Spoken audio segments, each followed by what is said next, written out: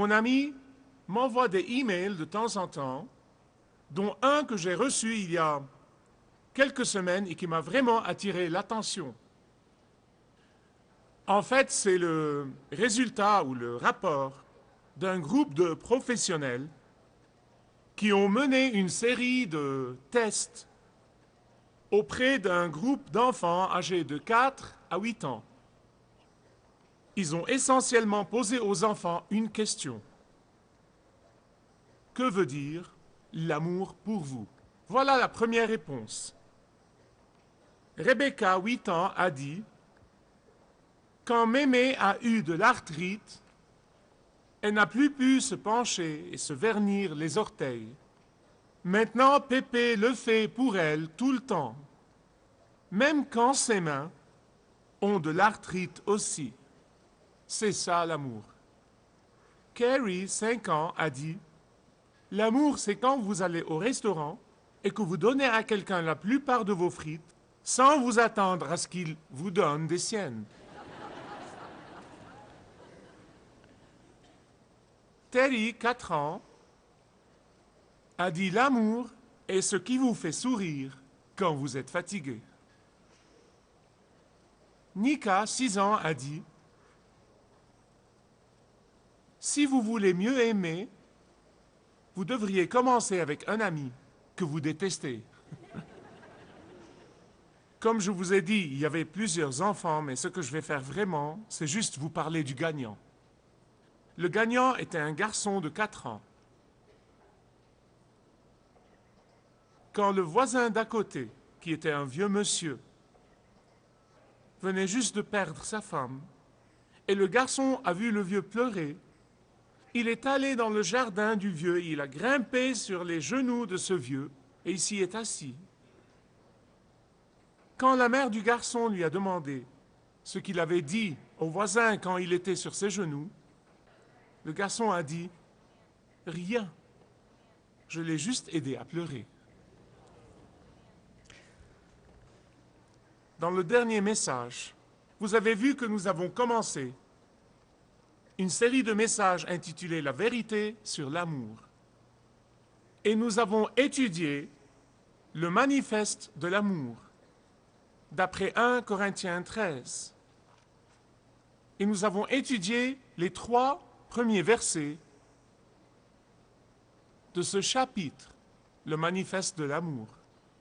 Et là, nous avons vu que l'amour sacrificiel ne peut pas être fabriqué, que l'amour sacrificiel ne peut pas être inventé, mais que l'amour sacrificiel peut être partagé quand l'amour du Christ répandu dans nos cœurs est simplement manifesté aux autres. Nous avons vu que l'amour sacrificiel ne peut être pratiqué que quand nous permettons au Christ d'aimer à travers nous.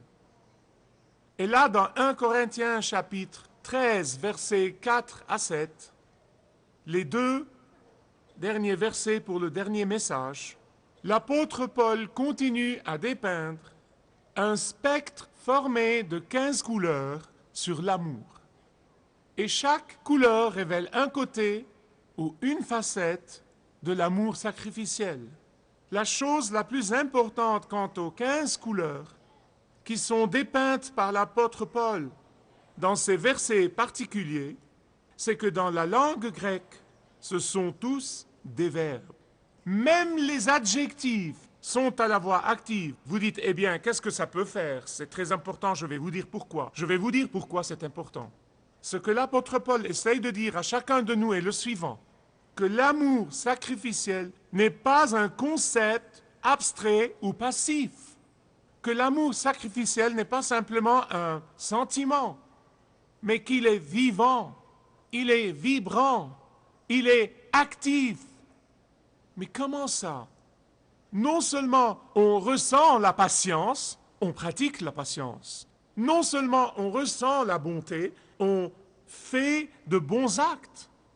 Non seulement on croit la vérité, non, on se réjouit de la vérité. On se réjouit de la vérité. On défend la vérité.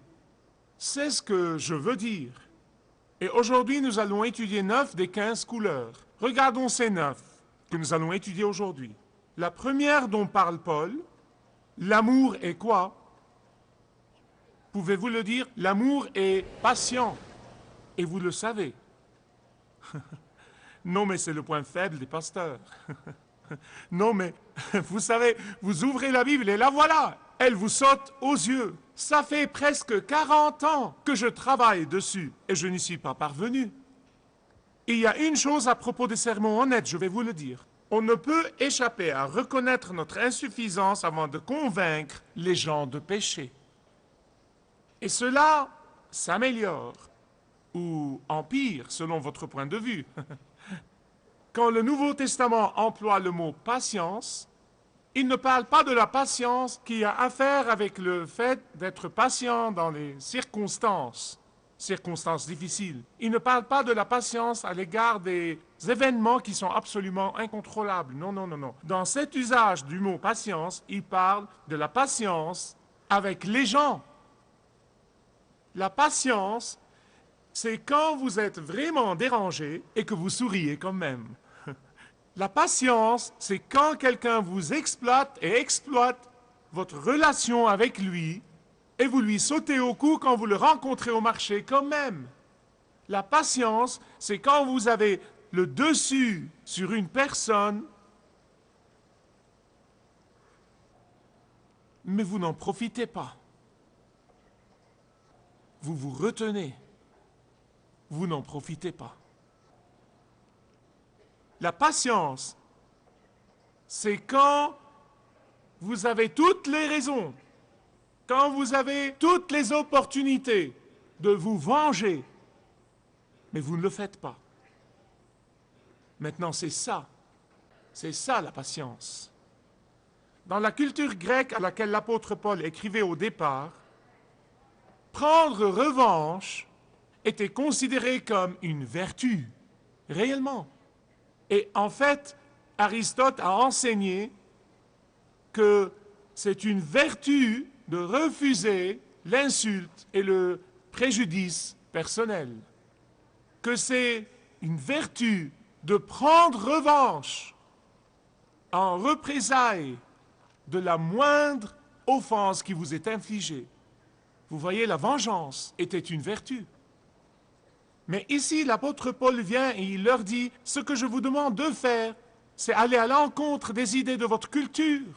La culture grecque allait dans un sens et Paul leur dit, allez dans l'autre. Parce que l'amour sacrificiel ne considère pas la vengeance comme une vertu. L'amour sacrificiel dit, la patience est une vertu. Robert Ingersoll était un athée connu, il allait partout dans le monde faire des discours pour promouvoir son athéisme. Et dans chaque discours, il s'interrompait pour dire « S'il y a un Dieu, qu'il me tue dans les prochaines 5 minutes. » Et il attendait 5 minutes. Et à la fin, si rien n'arrivait, il disait « Vous voyez, il n'y a pas de Dieu. » Et il continue à parler. Il allait d'une conférence à l'autre, d'un lieu à l'autre. « S'il y a un Dieu, qu'il me tue. » Et 5 minutes passent. Et finalement, un monsieur nommé Theodore Parker dit ce qui suit. Il dit, ce monsieur croit vraiment qu'il pourrait épuiser la patience du Dieu éternel en 5 minutes?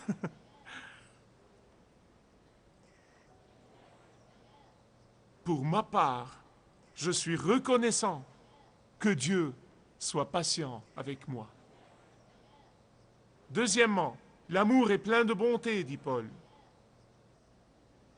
Ce ne sont pas des mots qui sont jetés, vous savez, les uns sur les autres. Non, non, non, non. Ce sont des mots bien élaborés. Ils forment une échelle. Ils se suivent pour une raison. D'abord, il dit, l'amour est patient. Deuxièmement, il dit de suite, l'amour est plein de bonté. Pourquoi? Parce que, quoique la patience ne rende pas la monnaie de sa pièce, la bonté donne à la personne ce que cette personne ne mérite pas. La bonté est non seulement un sentiment de générosité, mais c'est être vraiment généreux. La bonté est non seulement le désir d'être aimable, mais pratiquer l'amabilité. Voyez, c'est comme ça que Dieu agit envers ses enfants. C'est comme ça que Dieu agit et c'est comme ça que Dieu agira jusqu'au dernier jour. Et croyez-le ou pas, il peut faire exactement la même chose à travers vous. Il peut agir à travers vous, il peut agir à travers moi. Les actes de bonté. Écoutez ce que Paul dit dans Tite 3, 4. Mais lorsque la bonté et l'amour de Dieu, notre Sauveur, ont été manifestés, il nous a sauvés, non à cause des œuvres de justice que nous aurions faites, mais en vertu de sa propre miséricorde. La bonté de Dieu veut dire que nous n'avons pas eu ce que nous méritons. Laissez-moi vous dire une chose. Chacun de nous mérite le jugement, mais nous n'avons pas eu ce que nous méritons. Le laboratoire de la bonté, l'éprouvette des actes de bonté commence à la maison. Quand la bonté règne en maître absolu à la maison, elle régnera en maître absolu en dehors de la maison. C'est un test. C'est un test. Troisièmement, l'amour n'est pas envieux. Maintenant, c'est la première de 8. Voyons si je les ai bien comptés. 8. Description négative de l'amour. D'abord, il nous a donné 2 positives. Il a dit l'amour est patient, l'amour est plein de bonté. Maintenant, il va nous dire ce que l'amour n'est pas. Et il commence par dire l'amour n'est pas jaloux. Vous savez, Shakespeare, je crois que c'est lui qui a dit la jalousie est la maladie verte. Parce que beaucoup de ces choses qui sont dans ce chapitre, ces couleurs de l'arc-en-ciel, en fait, c'est leur contraire qui est respectable dans notre culture, comme c'était le cas dans la culture grecque. Et comme l'apôtre Paul a prévu que les gens, par la puissance du Seigneur Jésus-Christ, seraient capables d'aller contre ces idées de la culture, vous et moi pouvons le faire aussi. Laissez-moi vous parler du fond du problème de la jalousie. La jalousie commence quand une personne dit « je veux ce qu'il a, je veux ce qu'elle a ». C'est la première étape. Mais la jalousie n'en reste jamais vraiment là. Elle ne peut pas en rester là. Dès qu'on lui permet de s'enraciner dans nos vies, elle passe à l'étape ultérieure. Et l'étape ultérieure est si seulement il ne possédait pas ce qu'il possède. Vous voyez, la deuxième étape de la jalousie est bien plus que l'égoïsme.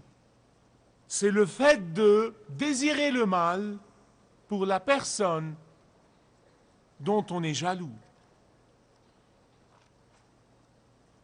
La meilleure façon de vous y prendre avec la jalousie, c'est de décider dans votre esprit et d'accepter le fait